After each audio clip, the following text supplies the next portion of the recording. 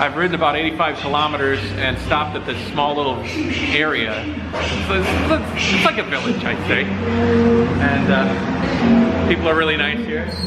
So I've bedded down in the hotel and I'm gonna grab a bit of beer.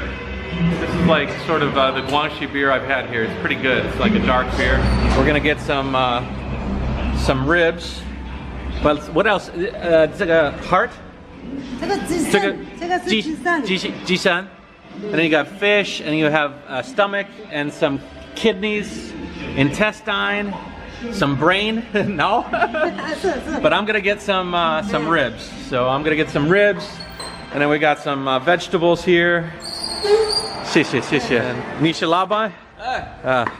Yes. And then some vegetables. We got some chiazi. And then a really typical Chinese dish is they saute a bunch of tomatoes and eggs. So 鸡蛋. And so they're gonna whip it up for me, and I'm gonna eat it all because I'm hungry. In China, it's very typical to get the sauteed egg and tomato. I say tomato. I have to watch myself because as a child, I always mixed up tomato, potato, and tornado.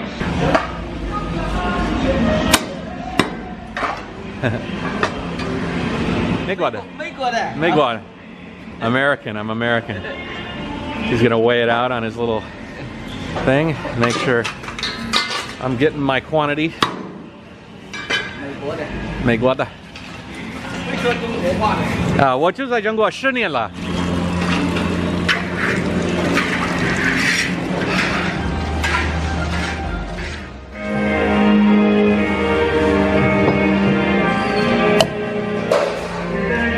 Cheers, guys.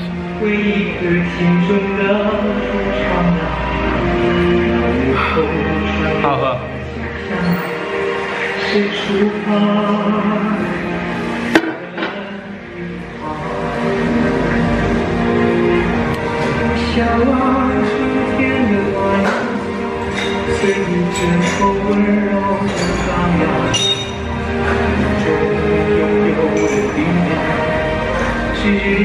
I'm eating a bit early, so probably one of their first customers for the day as far as dinner. Wow. 加油. Wow, that looks great. 非常好看. In China, other than the fact that I am a total disaster as far as dirt goes, you're always pretty confident, even going to like local, like, oh, this place is a little sketchy restaurant. You know that the silverware, or at least the chopsticks and the dishes, are sanitized. And it's because they're actually sent to a place. These dishes, I will open the plastic and get the dishes that I want. I'll eat. They'll go into a tub here, actually, probably underneath there. And then at the end of the day, they're sent out to a place where they wash and then seal them in plastic, and then they're delivered back to the restaurants. It's kind of a neat way to do it. It's a little wasteful with regards to plastics, but you're always confident that the stuff that you're eating from is relatively clean. I mean, obviously, if they're sent off and not cleaned properly, you could have problems, but, well, other than the fact that my hands are completely disastrous, they're pretty clean. The only bad part is me making them not clean. And of course, you have the Lazy Susan table. This pork rib is particularly interesting. It's not as spicy as I've normally had it, and it's coated in peanuts. And that peanut really, really shines through. Normally it's cooked with like peppers, and there's a ton of peppers within the dish itself, but these are, you know, deep fried ribs chopped into pieces with just a ton of peanuts. So many peanuts that when I finish this dish, I'm gonna empty it into my mouth like a bag of chips. Okay, now the next dish.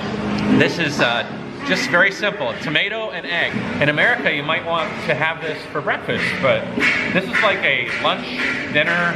This is a staple dish in Asia, the tomato and scrambled eggs. Can't go go wrong with scrambled eggs. If you eat food in China, you better learn how to debone meat in your mouth. It's a talent that you learn over time. Basically, you put the piece of meat in your mouth, you debone one side, you debone the other side, you eat the meat, and then you spit out the bone. That's one of the interesting differences between China and America. And in America, you go to the butcher and, you know, things are filleted and removed from the bone.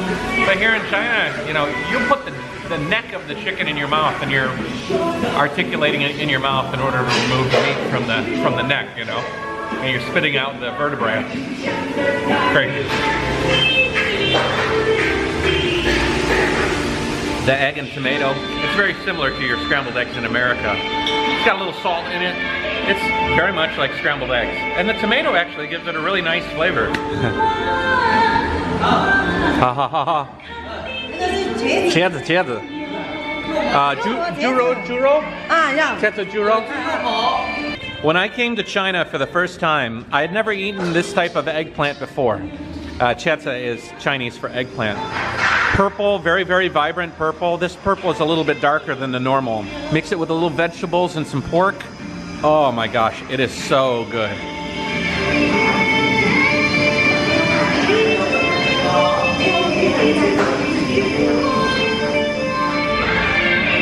Sorry for the background music. I don't have any control over that. They love their KTV style music. KTV is like karaoke. You'll have people that'll sing along while they eat, I guess. So the chetza has absorbed the flavor of the vegetables and the pork, and it's just, oh, I love them. And we got some notes of garlic in there as well. And if you know me at all, I love my garlic. These dishes are a little bit greasy. The chetza is very greasy. The eggs are, you know, obviously everything's done in the wok, so you start with grease and you work from there. But the thing about Chinese food is that not a lot of preservatives. This food, the chetza was probably grown right down the street. The eggs are from chickens right here. The tomatoes were grown probably behind this place. And the ribs, the pork ribs, were probably produced. I saw some the pig farms just down the street. So, you know, everything was locally sourced, unless you're really far inland and you're eating seafood, and then obviously that's been brought in from far away. I was in Urumqi, which is almost as west as you can go in China, and I ate some seafood there, and I was like, this seafood must have traveled a long way to get here. Anyways, I'm gonna enjoy my meal. It's been nice to introduce it to you, but I'm hungry, and it's go time. Take it easy, guys.